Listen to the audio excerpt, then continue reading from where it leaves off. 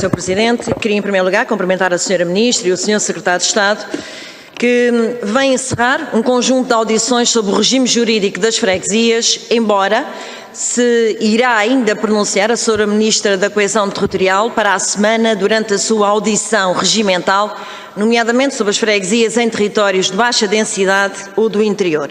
Queria também cumprimentar as senhoras e os senhores deputados. Como referi, estamos aqui hoje para debater a proposta de lei do Governo sobre o regime jurídico das freguesias, conjuntamente com os projetos do Bloco de Esquerda e do PEV. Também tínhamos o do PCP, que achou que, a meio das audições com as entidades que tínhamos aprovado ouvir no âmbito deste delicado processo, que deveria de levar a plenário para discussão e votação, e que o mesmo acabou por ser chumbado. Não posso, Sra. Ministra, iniciar ou colocar as minhas questões sem deixar 3 pontos prévios e essenciais. Primeiro, a seriedade com que o PSD sempre tratou as questões do poder local, assente no protagonismo dos seus autarcas e na importância que sempre deu aos municípios e às freguesias, que são o exponente máximo da política de proximidade e a primeira unidade de contacto dos cidadãos com o Estado. Depois, a franqueza com que o PSD sempre se disponibilizou para melhorar, com pequenos ajustamentos, o atual mapa das freguesias, feita uma criteriosa avaliação e monitorização da referida reforma territorial imposta pela Troika em 2011 e depois de decorrido o tempo suficiente para que estabilizasse num espaço temporal nunca inferior a 2 mandatos autárquicos. Por último, a preocupação com as populações mais favorecidas do interior, pois o PSD sempre disse que se deveria ter em conta as particularidades das freguesias urbanas e das freguesias rurais, tendo em atenção as diferenças que resultam do litoral e do interior do nosso país.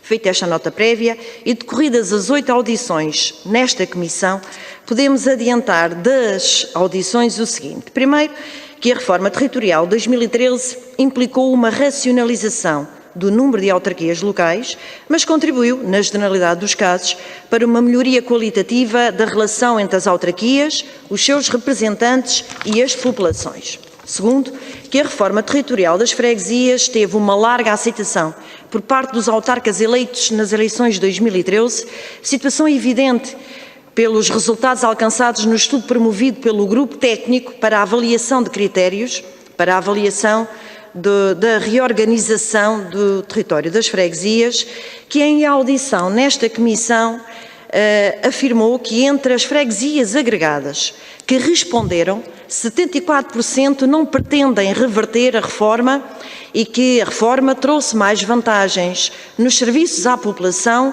e maior eficiência na gestão dos recursos e das despesas. E, por último, que o ajustamento do mapa das freguesias, por vontade dos órgãos de freguesia, em situações pontuais, que tiveram esta correção na reforma territorial, que deverá de ser efetuada de forma mais expedita, com critérios menos rigorosos e durante um período transitório.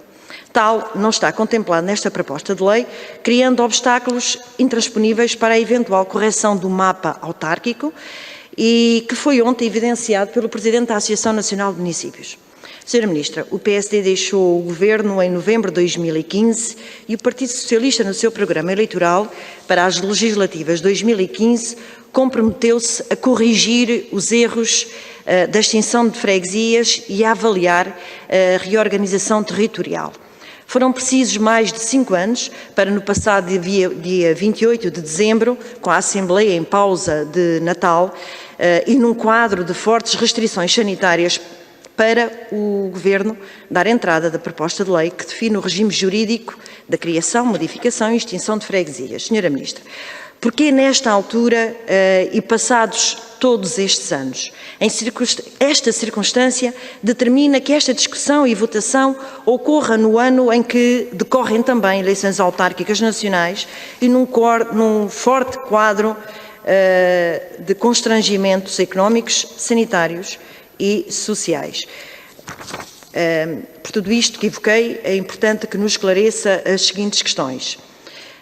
Porque diz o Governo, na exposição de motivos da sua proposta de lei, que o trabalho desenvolvido foi realizado em parceria com a Associação Nacional de Municípios e com a ANAFRE, dando a entender que as mesmas aprovaram o conteúdo da sua iniciativa, quando ambas desmentem o Governo ao dizer nesta Casa que a proposta de lei do Governo é inaceitável e uma desilusão, respectivamente.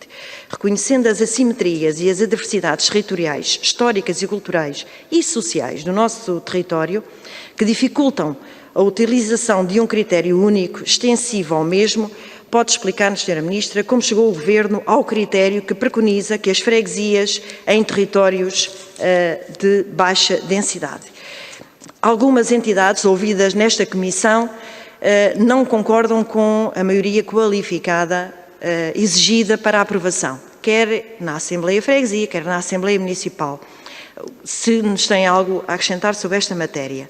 E, por último, dizer que no número 3 do artigo 22º da proposta de lei, o Governo parece possibilitar a correção mais expedita no mapa territorial, através de um procedimento definido nos artigos 10º a 13º. No entanto, a linha D do artigo 10º requer os critérios elencados no artigo 4º a 9º. Qual o sentido, então, da existência do número 3 do artigo 22º? E, por último, porque considera o Governo um período mínimo de 3 mandatos relativamente à existência de novas freguesias, considerada na proposta de lei para garantir uma estabilidade territorial. Obrigada. Obrigado.